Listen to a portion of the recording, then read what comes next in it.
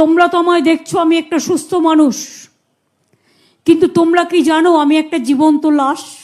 আপনারা অনেকেই জানেন না আমার শরীরে অনেক পার্টস নেই। আমার এই দুটো হাত দেখছেন, এই দুটো হাতও অপারেশন হয়েছে। চোখ দেখছেন, চোখেও অপারেশন হয়েছে।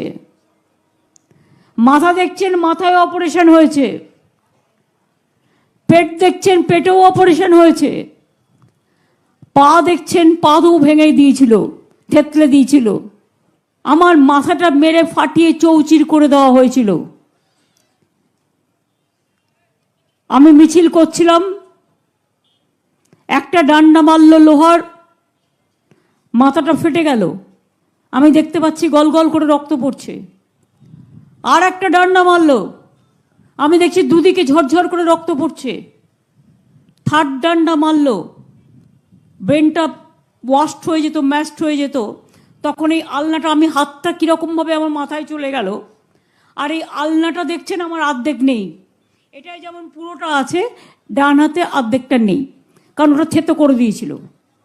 ওইটাই ব্রেনটা থেতো করে দিত। রোটেও গিয়েছিল যে আমি মারা গেছি। পার্লামেন্ট বন্ধ হয়ে গিয়েছিল। অনেক অত্যাচার আমি সহ্য করেছি। 21শে জুলাই আমার মেরে কোমর ভেঙে দেওয়া হয়েছিল। এবং আপনারা অনেকেই জানেন না আমার শরীরে অনেক পার্টস নেই, সেগুলো অপারেশন করে করে বাদ দিতে হয়েছে। এমন এমন জায়গায় তারা আমাকে মেরেছে। দিনের পর দিন, কখনো অনশন, 26 দিন এমনকি জল খাইনি, রাস্তায় পড়েছিলাম কৃষি আন্দোলন নিয়ে। রাস্তায় পড়েছিলাম 21 দিন। তৃণমূল কংগ্রেস যে সংগ্রাম করে এসছে, পৃথিবীতে আর কেউ এর সংগ্রাম করতে পেরেছে কিনা আমার সন্দেহ আছে।